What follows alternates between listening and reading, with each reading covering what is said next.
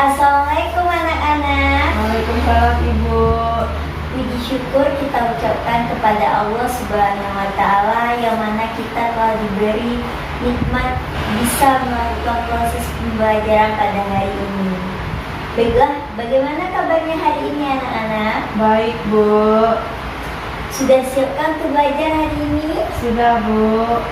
Sebelum kita memulai pembelajaran, marilah kita sama-sama berdoa menurut kepercayaan masing-masing, agar apa yang kita pelajari hari ini dapat bermanfaat untuk diri kita dan orang lain. Baiklah, mari kita doa bersama. Ketua kelas silakan dipimpin doanya.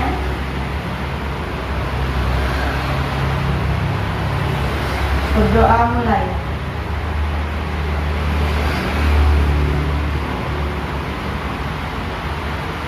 Selesai. Baiklah anak-anak, sebelum kita masuk proses pembelajaran, Ibu akan mengambil absen terlebih dahulu. Silakan angkat tangannya bagi namanya yang terpanggil. Nabila Safira, Bu. Mila Adrianis,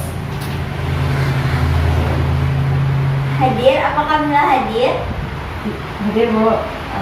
Berarti hari ini tidak ada teman-temannya yang tidak hadir kan? Tidak Bu.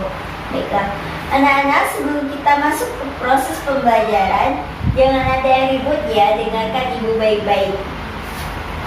Anak-anak, coba perhatikan apakah sekitar kita ada air yang sudah tercemar atau yang berbau busuk?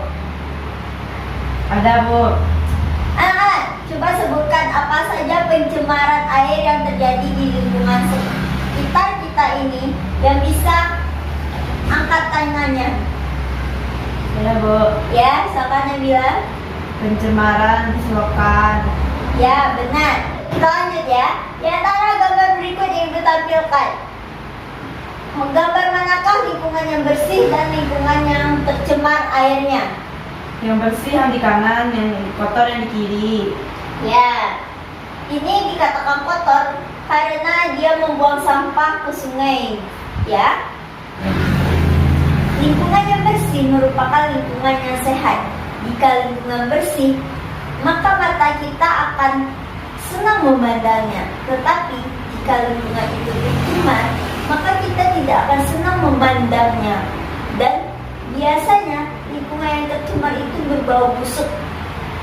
Kalau sudah berbau busuk, maka itu akan menimbulkan ketidaknyamanan bagi diri kita dan orang lain. Maka dari itu, kita harus menjaga lingkungan sekitar kita, contohnya dengan membuang sampah pada tempatnya. Bu. Jadi anak-anak, hari ini kita akan membahas materi tentang pencemaran air.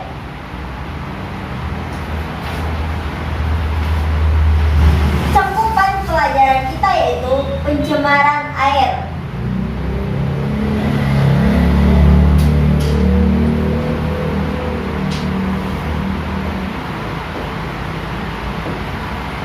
Pencemaran air adalah masuknya makhluk hidup atau zat atau energi atau komponen lainnya ke dalam air sehingga kualitas air turun sampai tingkat tertentu yang menyebabkan air tidak dapat berfungsi lagi dengan semestinya.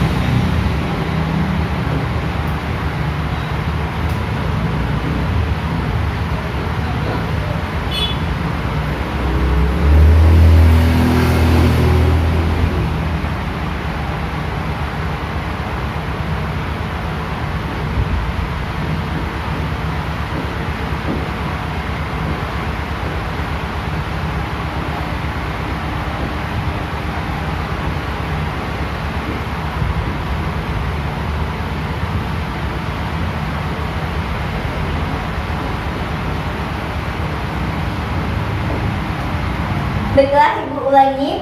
Pencemaran air adalah masuknya kontaminan ke dalam air sehingga kualitas air turun dan menyebabkan air itu tidak dapat berfungsi dengan semestinya.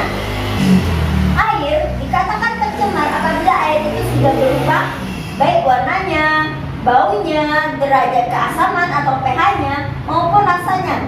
Dengan kata lain, air tercemar apabila penyimpangan sifat-sifat air dari keadaan normalnya.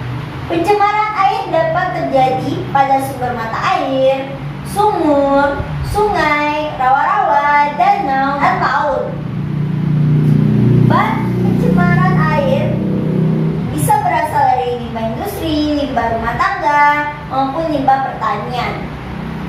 Faktor-faktor yang mempengaruhi pencemaran air ada 3. Limbah industri,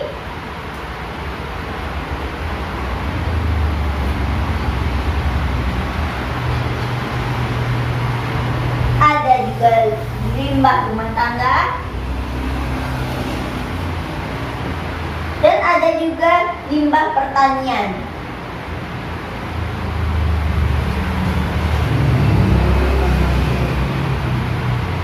Yang pertama, limbah industri.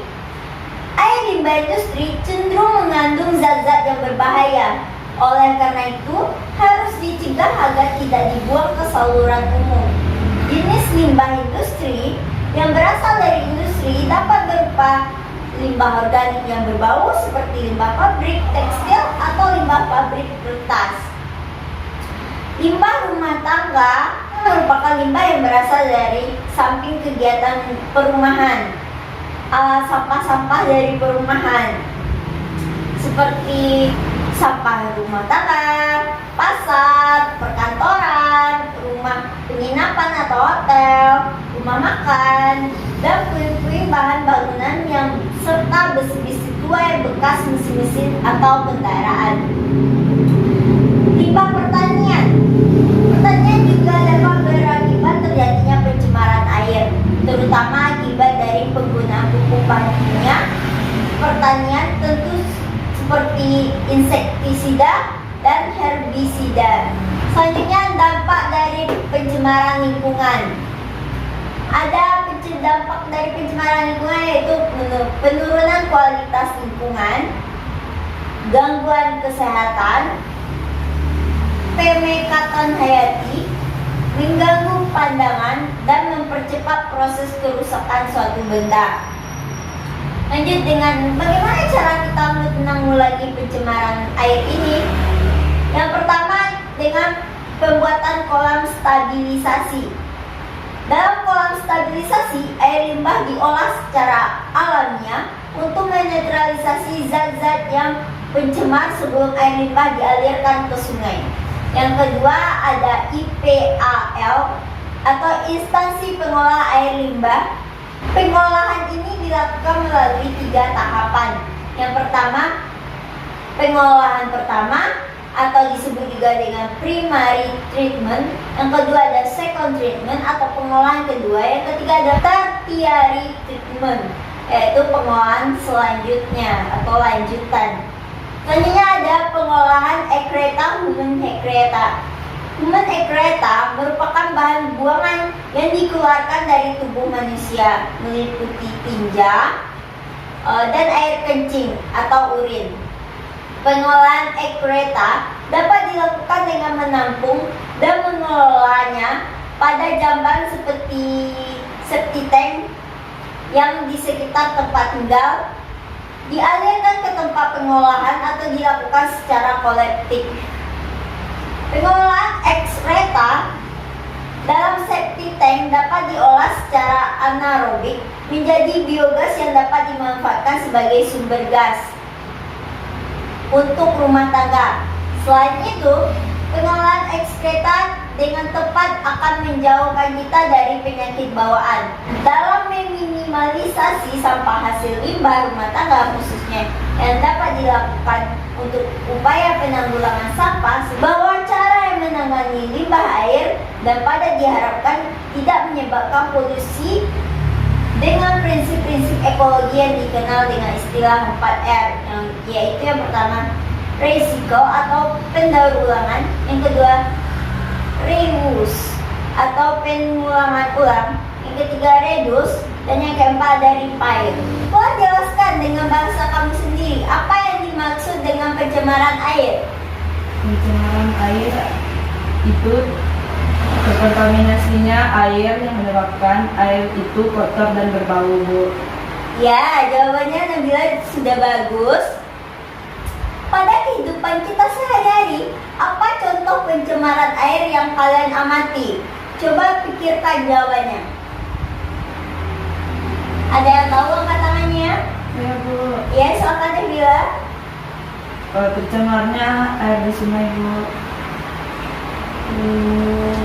Dengan apa pencemaran? Dengan sampah buangan warga, Bu. Ya, benar. Mengapa membuang sampah ke sungai itu menyebabkan pencemaran air? Karena membuat air kotor, Bu. Ya, apa yang terjadi seandainya sampah menumpuk di sungai? Siapa yang tahu angkat tangannya? Saya, Bu. Ya, silakan Nabila. Air sungai tersumbat, Bu. Ya, benar. Lalu apa lagi? Air sungai kotor, Bu. Ya, selain air sungai kotor juga menyebabkan kalau air sungai tersumbat dan kotor, apabila hujan deras, itu akan menyebabkan banjir, ya kan? Selanjutnya, menurut kalian bagaimana cara yang paling mudah menyelesaikan masalah pencemaran air ini? Ada yang tahu angkat tangannya? Ya, silakan Nabila.